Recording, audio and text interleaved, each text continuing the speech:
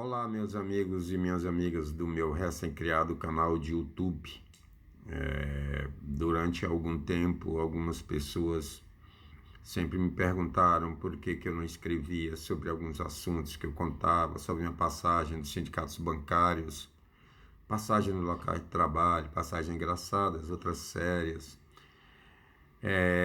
e para que ficasse registrado.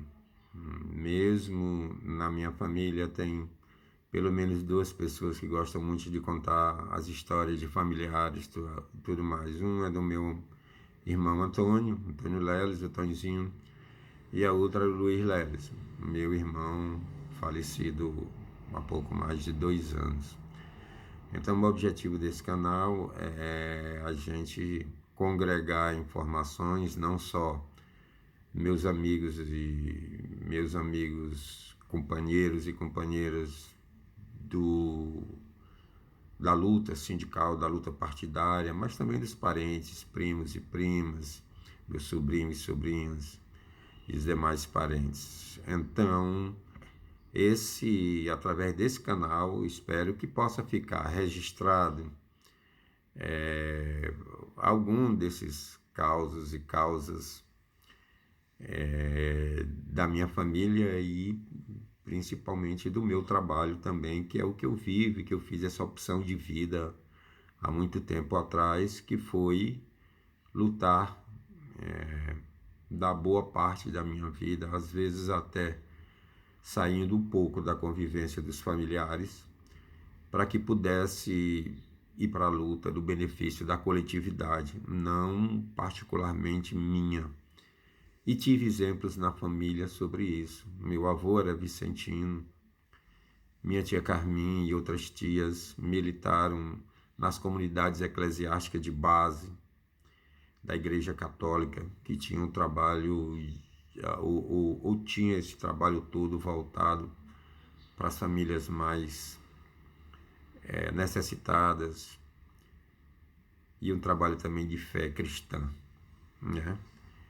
Infelizmente a Carmin já se foi, meu avô também, como outros tios e tias.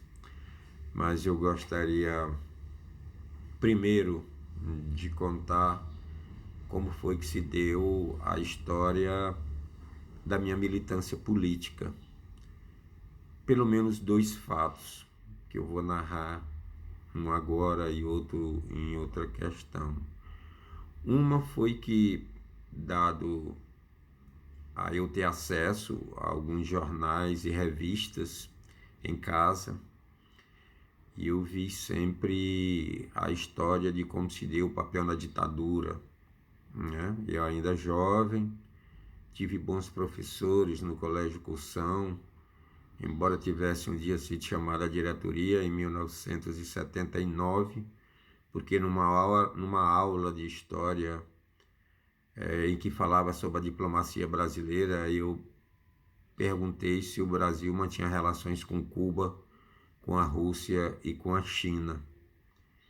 E logo depois, no intervalo dessa aula para outra, eu fui chamado da diretoria para saber por que eu estava perguntando se o Brasil mantinha relações com 3 países comunistas, se eu era comunista. Eu era um jovem de 17 anos e não respondi muito. Eu estava mais na curiosidade para saber como é que se dera essas relações, como é que estava, por isso fui chamado. Mas em 1980, quando entrei na universidade, na verdade eu fiz vestibular em 80 e entrei em 1981, tive contato com muita gente que fazia militância de esquerda naquele tempo. E aí os professores sempre muito bons, e daí eu criei essa minha vontade de participar, a princípio só como curiosidade, como fui num comício ainda do nascimento do PT, na praça, aquela praça ali do Verdão, que o comício não terminou. João Paulo Cunha, quem veio de São Paulo para falar, pessoas jogando pedras e tudo mais, não sei o que, tal, foi a forma de demonização que tinha o PT então.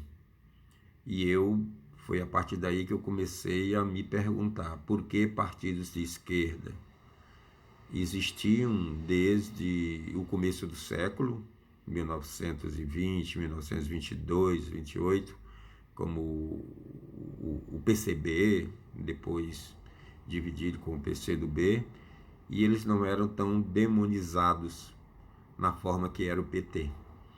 E aí eu fui por verificar e pude entender que o PT não fazia a conciliação de classes, não participava de governos e não tinha a concepção que tinham os partidos comunistas, que era de se aliar para tentar, por dentro do governo, por dentro da estrutura, tentar mudar. O PT propunha uma quebra, uma ruptura com o sistema e estabeleceu o que Marx falava que era a luta de classes, a classe dominante e a classe trabalhadora, e não havia condições de se fazer uma junção disso. A outra história eu conto depois, isso é só o começo e vou dar continuidade porque os vídeos não podem ser longos demais, senão eles ficam chatos. Até mais então, meus amigos e minhas amigas.